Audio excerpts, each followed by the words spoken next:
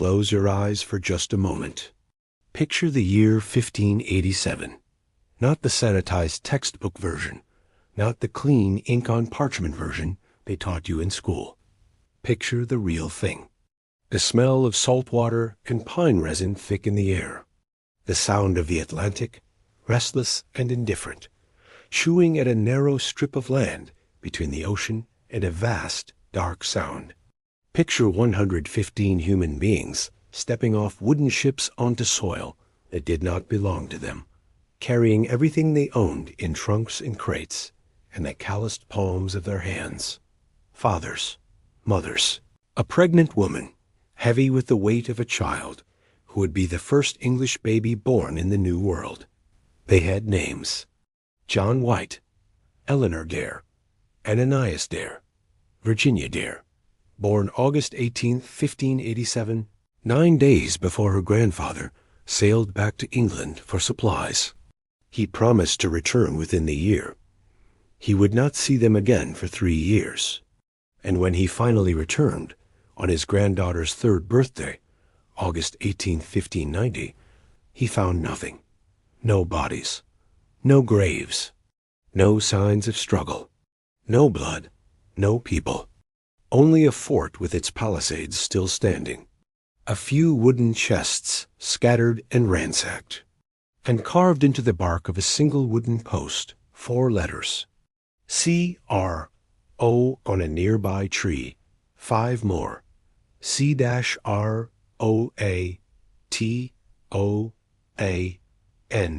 Just a word. Just a word. And then silence stretching across 5 centuries, deep and wide as the Atlantic itself. Prepare yourself, because what they carved, what those colonists left behind in bark and wood, and the terrified silence of an empty settlement, is far stranger, far more unsettling, and far more contested than anything the textbooks ever told you.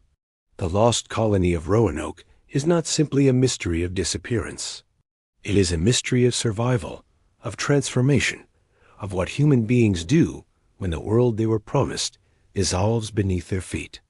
And the question that has haunted historians, archaeologists, and storytellers for 438 years is not just, where did they go? The deeper question, the one that will keep you awake tonight, is this: what happened to them in the years between? And why did no one believe the answer when it was right there, carved into the wood? This is their story. Build up. To understand what was lost, you have to understand what was promised. The year is 1584.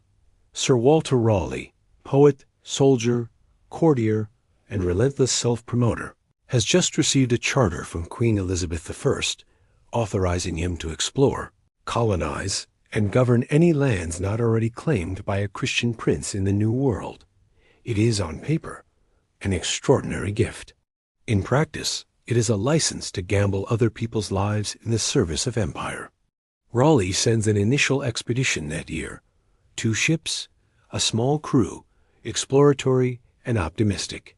They return with glowing reports of a land of extraordinary beauty and abundance.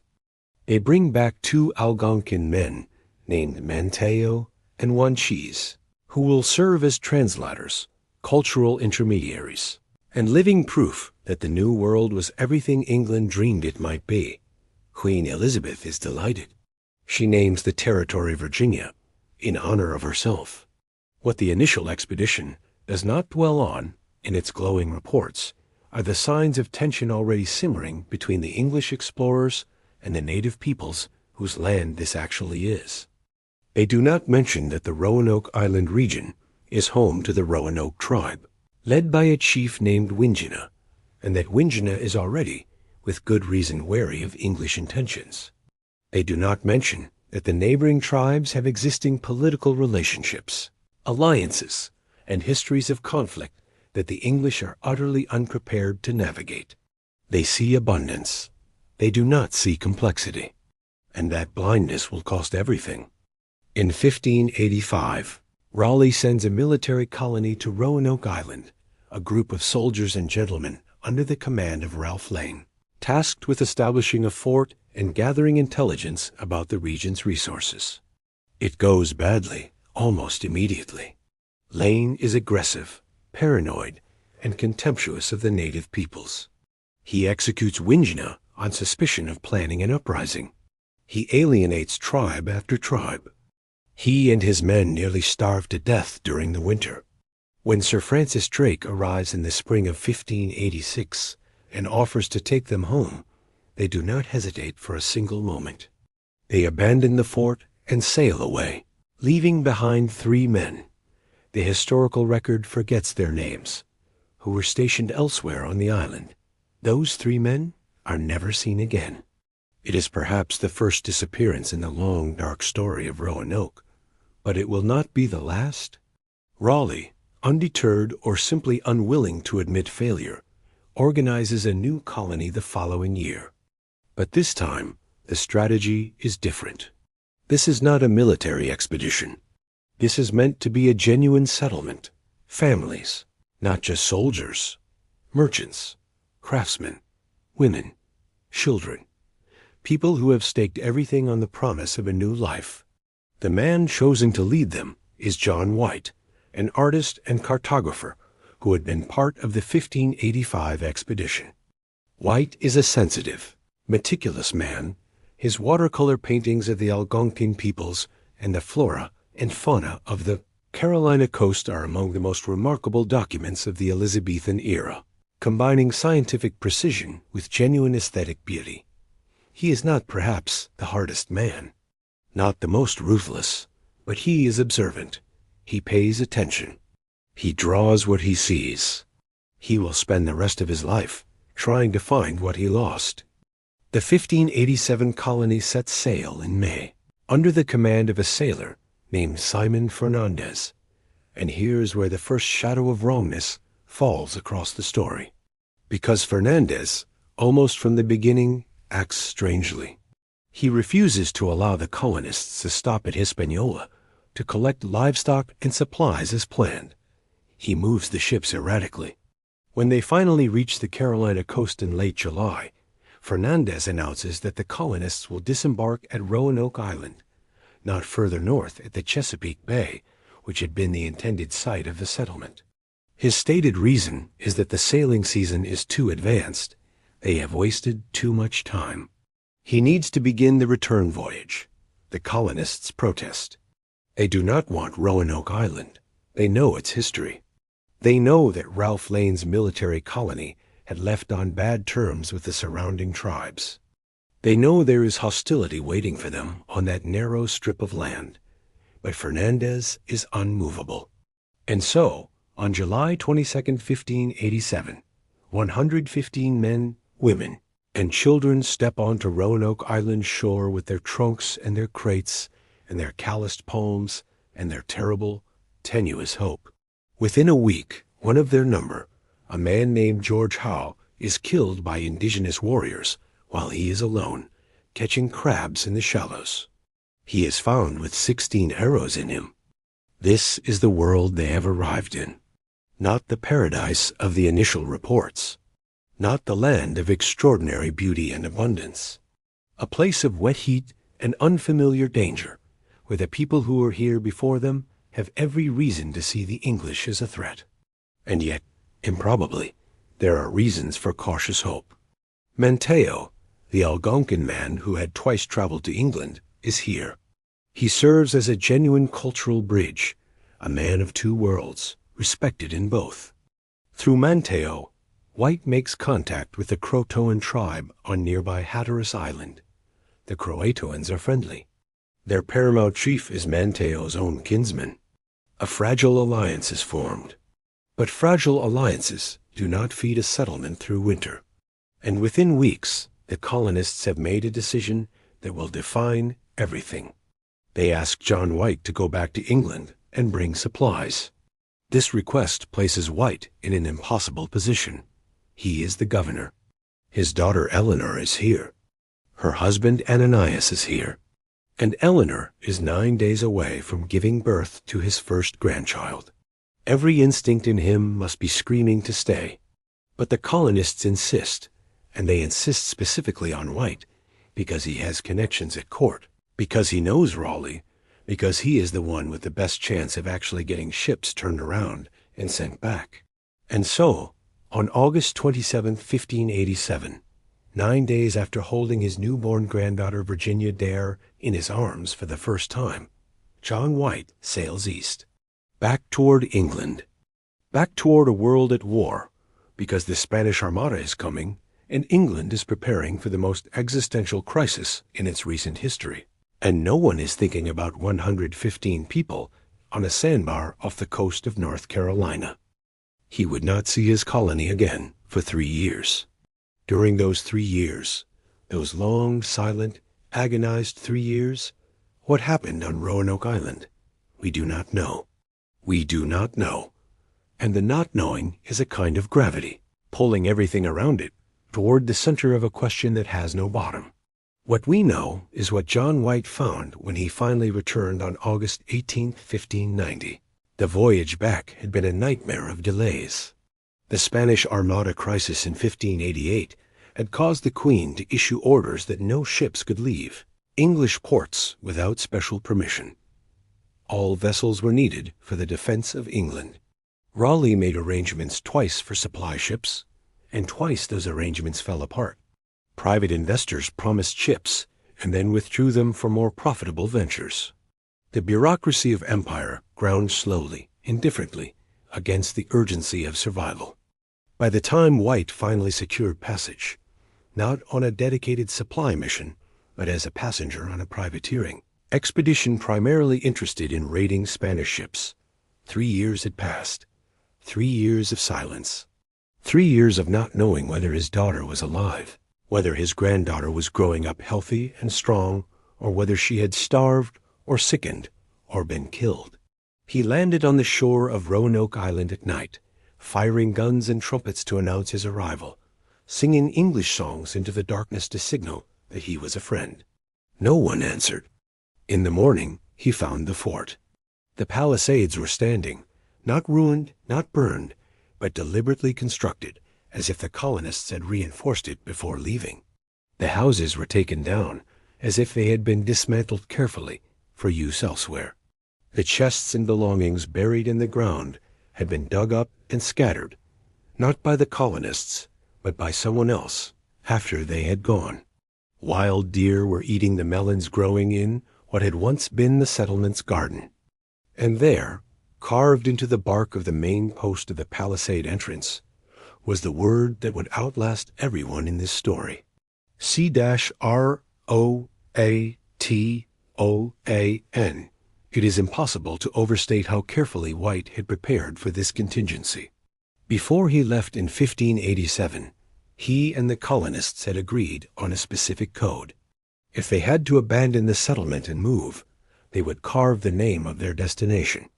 If they were in distress, if they were leaving under duress, they would add a Maltese cross above, or beside the carved letters, a signal of danger, a cry for help written in wood. There was no cross, no signal of distress, just the name.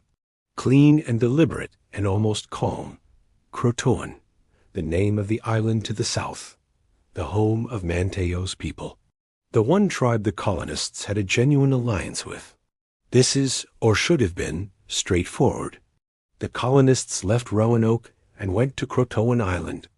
It is a clear message, left in exactly the manner White had agreed upon with his people. It is not a mystery. It is a destination, and yet White never got there. A storm was coming. The captain of his ship refused to risk the anchorage.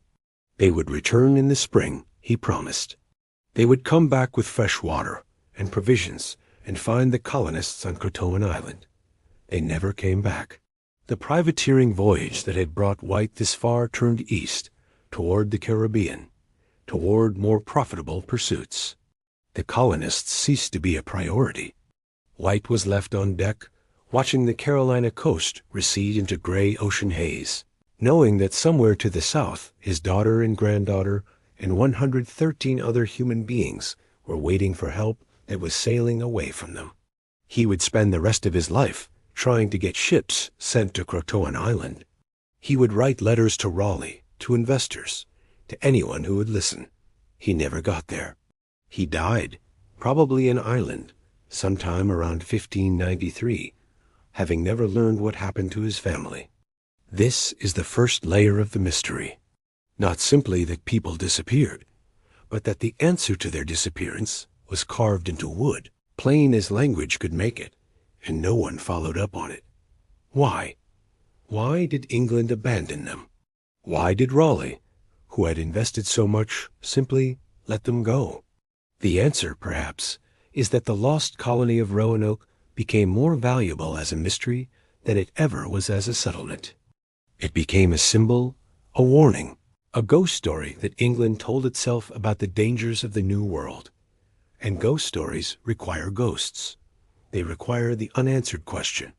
They require, specifically, that no one actually sail to Croatoan Island and find 115 people living peacefully among the Algonquin, having abandoned English settlement in favor of survival.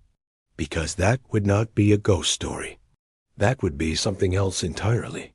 Something that a colonial empire might find deeply uncomfortable to acknowledge. And now we come to the part of the story that no one believed for 4 centuries. Climax. For 400 years after White's failed return voyage, the dominant narrative of the lost colony was essentially this: 115 people vanished. No one knows what happened to them. Theories range from Spanish attack to starvation to massacre by hostile tribes to something more supernatural, more inexplicable. The word Croatoan was noted, debated, and then effectively set aside, because following up on it would require actually going to Croatoan Island, now called Hatteras Island, and looking. And for a very long time, no one looked seriously. There were rumors, of course. There are always rumors. English explorers in the early 1600s, pushing into the Virginia interior under the aegis of the newly established Jamestown colony, heard stories from the Chesapeake tribe about people who dressed like English, who lived among various tribes in the region, who had copper-skinned faces but gray eyes, who worked with tools and techniques that were not Algonquin, who remembered, or whose parents remembered, a time before the merger. Captain John Smith, yes, that Captain John Smith, the same man associated with Jamestown and Pocahontas, received reports from a chief named Powhatan that described the fate of some of the Roanoke colonists. Powhatan claimed that survivors of the Roanoke colony had been living with a friendly tribe called the Chesapeake, and that shortly before the Jamestown expedition arrived, Powhatan had massacred them. All of them, because a prophecy had told him that a nation arising from the Chesapeake Bay region would overthrow his empire. He killed everyone who lived in that region, just to be safe, including, if he is to be believed, the last survivors of the Roanoke colony. This account was terrifying. It was passed on by various Jamestown figures, including an early governor. It was debated, doubted, and eventually absorbed into the general fog of uncertainty surrounding the colony's fate. But there is a problem with Powhatan's account, a significant problem, because the Croatoan message was not pointing toward the Chesapeake Bay. It was pointing south to Hatteras Island. And the evidence, when people finally started looking for it seriously, not in the 17th century, not in the 18th, not fully even in the 19th, but in the 20th and 21st centuries, the evidence suggests that some of the colonists, at least, did exactly what the carved words said they did. They went to Croatoan. They integrated. They survived. Not all of them, perhaps not even most of them, but some. And here is where the story becomes something darker and stranger than simple disappearance. Because integration, true integration, the kind that leaves no clear seam between two peoples, is not a comfortable story for a colonial narrative to tell. In the 1930s, a researcher named Hamilton Macmillan published a report on the Lumbee people, a Native American tribe in North Carolina's Robeson County, located in the interior, some distance west of Hatteras Island. The Lumbee had long claimed descent from the Roanoke colonists. They had family names that appeared on the 1587 colony roster. Names like Dare, Harvey, Cooper. They spoke English, not Algonquin.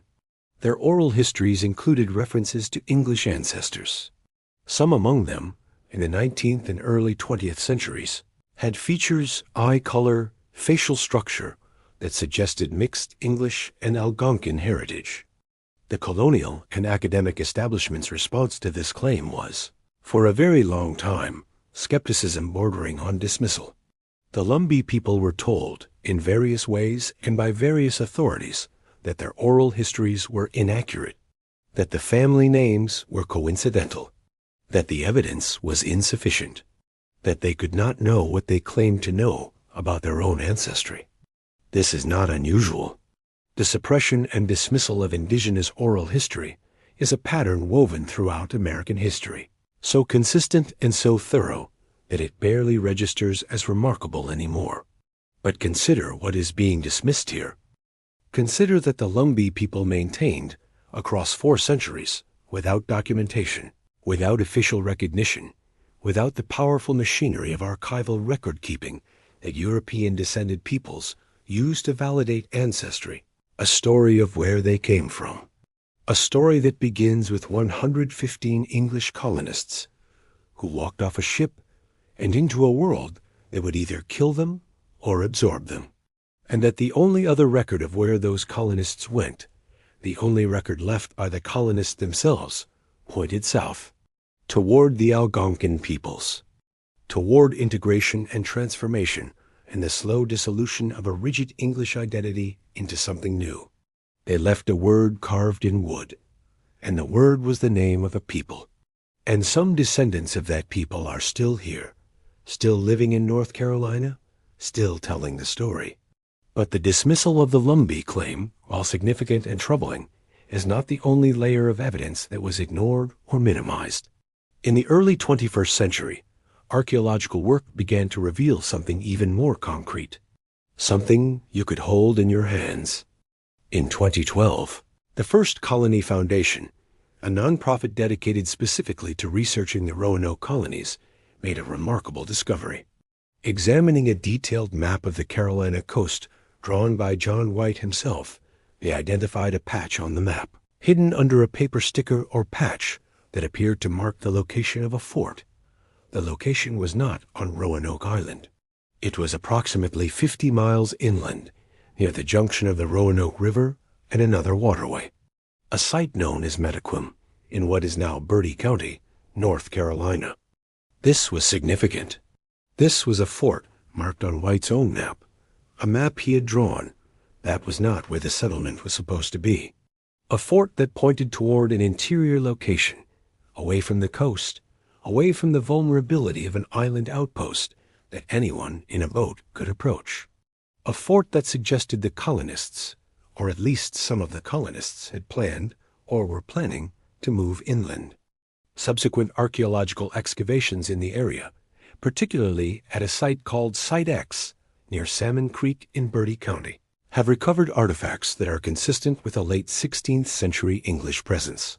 Fragments of Elizabethan pottery, a signet ring of a type that was common among English merchants and colonists of the period. Evidence of a settlement that does not match any known indigenous material culture of the era. The artifacts are not definitive. Archaeology rarely is. But they are provocative. They suggest that a group of colonists, perhaps those not accounted for by a southward movement toward Croatoan, moved inland, up the river, into the heart of the Carolina interior. And here, in the interior, they encounter the peoples already living there. The Wet'suwet'en, the Chowanoke, the Moritok, peoples with their own histories, their own politics, their own complicated relationships with each other, and with the distant, threatening English peasants to the north. What happened in those encounters? We do not know, and the not knowing is a wound. But the pattern emerging from multiple lines of evidence, oral history, archaeology, the Spanish records of the period, the observations of early English explorers suggests something more complex and more human than either massacre or miraculous survival. It suggests negotiation, adaptation, the gradual, painful, Transformative process of becoming something you were not before, because what you were before is no longer sufficient to keep you alive. Some colonists may have died of disease, of conflict, of the brutal hardships of a world they were never adequately prepared for. Some may indeed have been killed, either by hostile tribes or by Powhatan's violence in the Chesapeake region. But some, and this is the thread that the carved word points toward, the thread that the Lumbee oral history preserves, the thread that the archaeology at Site X tentatively confirms, some survived by becoming something new, by letting go of England. And this is perhaps the most haunting aspect of the whole story. Not the mystery of what happened to them, but the answer to that mystery, which is not dramatic enough for the ghost story England needed.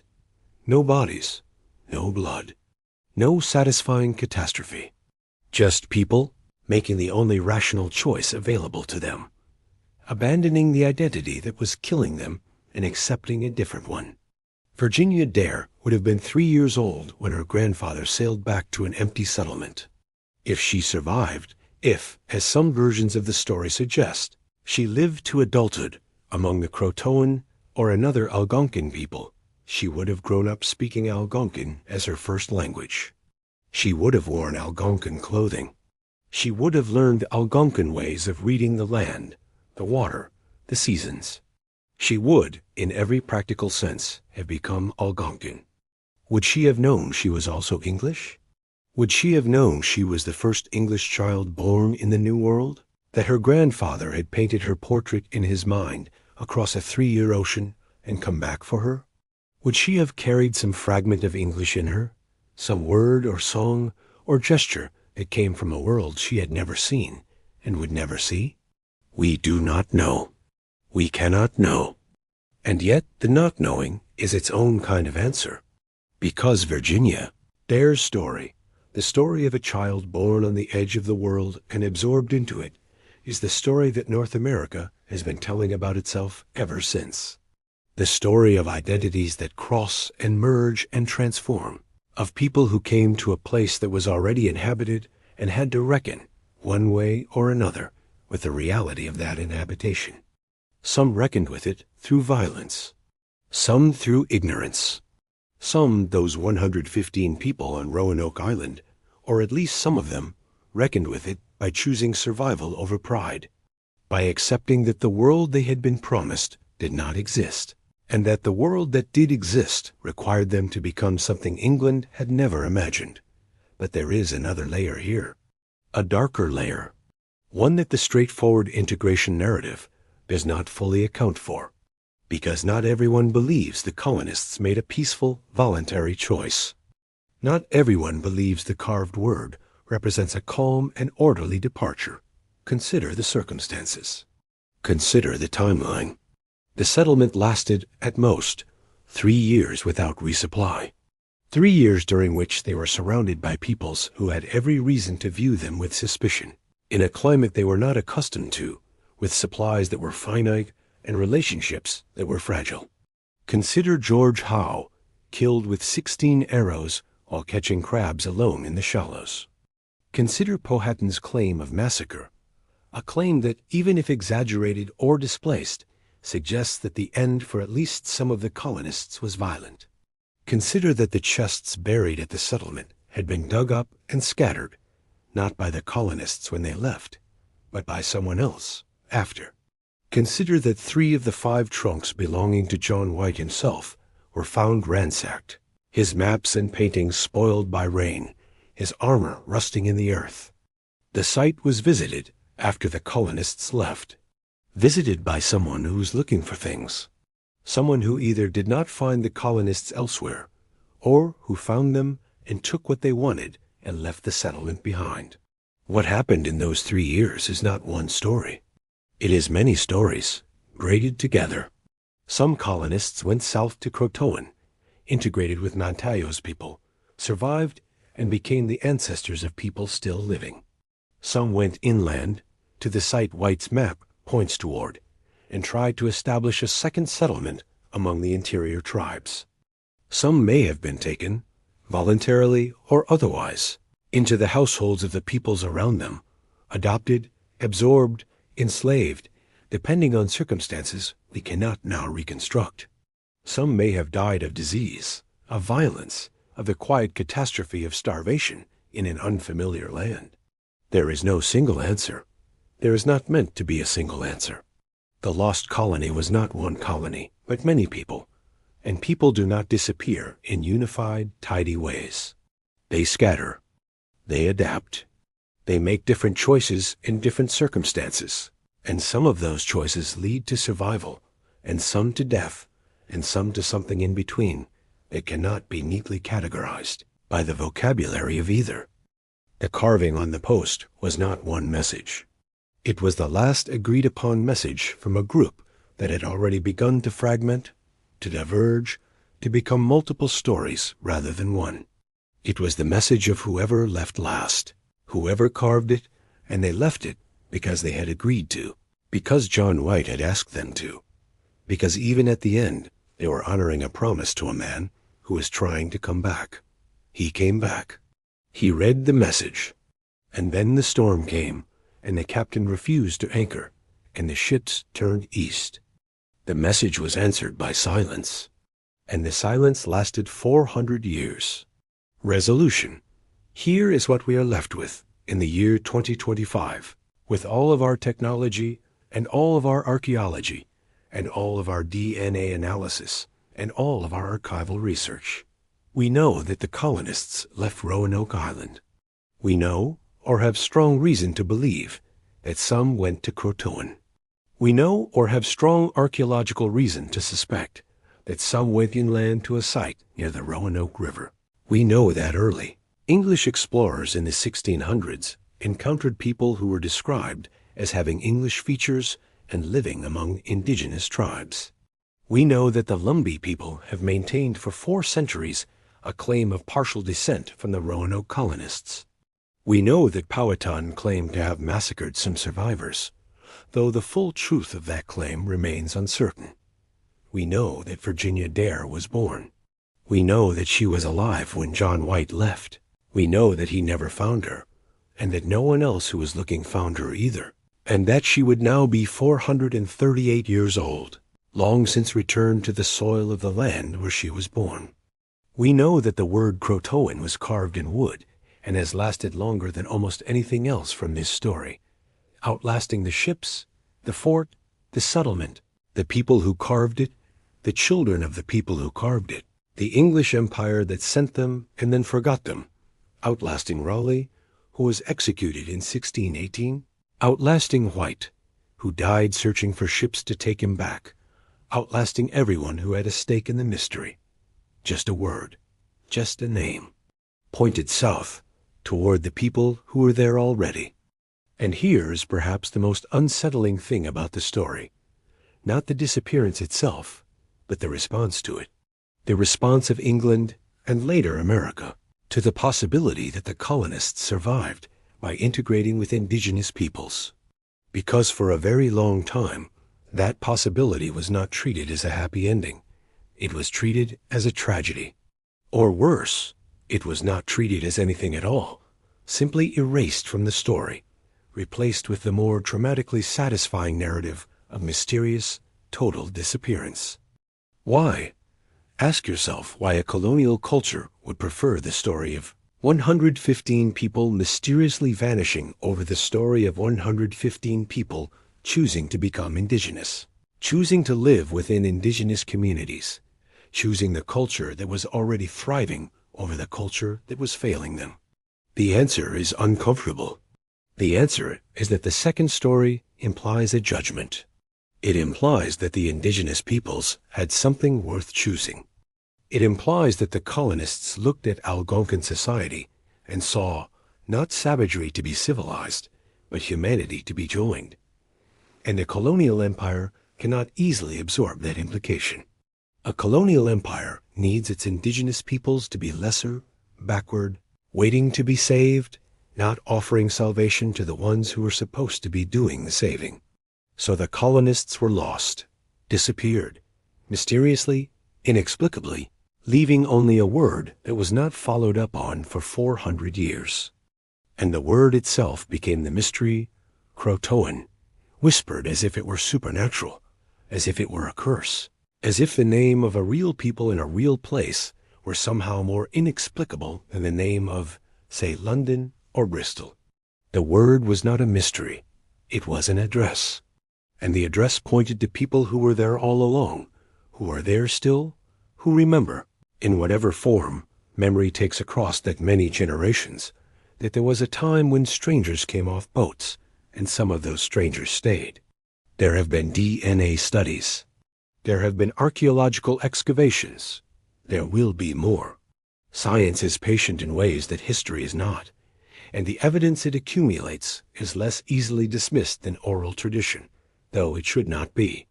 The current picture, assembled from multiple lines of evidence, is of a colony that did not vanish, but dispersed, that broke apart like ice in spring, some fragments going south, some west, some perhaps north, all of them slowly melting into the vast and complex world that was already here. Is that a happy ending? Not exactly. Not for the colonists who did not survive. Not for the indigenous peoples who had their land and their lives disrupted by the arrival of strangers who carried diseases and ambitions neither could fully understand. Not for John White, standing on the deck of a ship he could not turn around, watching the coast recede into gray. But it is something. It is something true. And truth, even when it is melancholy, even when it resolves into more questions rather than into clean answers, is worth more than a ghost story. Pause for emphasis, because the ghost story requires absence. It requires the not knowing to be permanent. It requires that you never sail to Croatoan Island, never look at the Site X artifacts, never listen to the Lumbee people who have been telling this story since before anyone in Europe thought to call it a mystery. The ghost story requires you to believe that what is carved in wood is a puzzle with no solution, rather than a message with an answer. And maybe that is the final lesson of Roanoke. Not the lesson about colonial hubris, though that lesson is there. Not the lesson about the English Empire's willingness to sacrifice its own people for geopolitical advantage, though that lesson is also there. But the simpler, quieter lesson about how we read evidence, about what we choose to follow up on and what we choose to let remain mysterious, because the mystery is more useful than the answer. The colonists left a message. It pointed somewhere specific. Pause, we did not follow it. And 400 years later, when we finally started following it, started looking at Hatteras Island, at Bertie County, at the oral histories of the people already living there, we found traces. Not ghosts. Traces. Real, physical, human traces of people who had been there all along, waiting not to be discovered, but to be acknowledged. Waiting for someone to finally follow the word they carved. C-R-O-T-O-A, and then not a mystery. An answer. One we weren't ready to hear for a very long time. And here is where I leave you, in the dark, with the sound of the Atlantic in the distance, and the image of John White standing at the carved post in the August heat, reading a word his daughter helped choose, feeling something that was not quite hope, and not quite certainty, but something between them, something that looked, for just a moment, like it might lead him somewhere. It didn't, not for him, but the word remained, cut deep into the wood, patient in the way that carved things are patient, surviving the storms, surviving the rot, surviving the long silence of 4 centuries, waiting for a reader who would finally take it at its word. Somewhere in North Carolina tonight, there are people who carry this story in their blood, whether they know it fully or not. People whose names appear on a colony roster from 1587. People whose great-great-great-grandmothers may have stood on the shore of Croatoan Island watching an English ship sail away and thought, quietly, with the particular pragmatism of someone who has chosen survival over sentiment, it is enough. We are still here. It is enough. We are still here. And that, perhaps, is the most haunting thing of all. Not that the colonists vanished, but that they didn't. Not that the carved word was a cry into the void, but that it was a letter home, written by people who were already beginning to understand that home was not where they had come from. Home was where they were going. Pause for emphasis. South, toward the Croatoan, toward the people who were already there, toward the future that empire could not imagine and history could not comfortably record. The word is still there, in the historical record, if not in the original wood. It will outlast this video, this telling, this moment. It will outlast the debate about what it means. It will outlast, probably, our ability to fully answer the question. But we are closer now than we were. And getting closer feels, in this story, like the most important thing. Not because the mystery deserves to be solved, but because the people deserve to be found. All of them. The ones who carved the word, and the ones whose name was carved. The ones who waited on Croatoan Island, and the ones who sailed away. John White and Eleanor Dare and Virginia Dare, 3 years old on the day her grandfather returned to an empty settlement. Already, perhaps already, someone he would not have recognized. Already, quietly, irrevocably, someone new. The word was Croatoan. Now you know what it meant.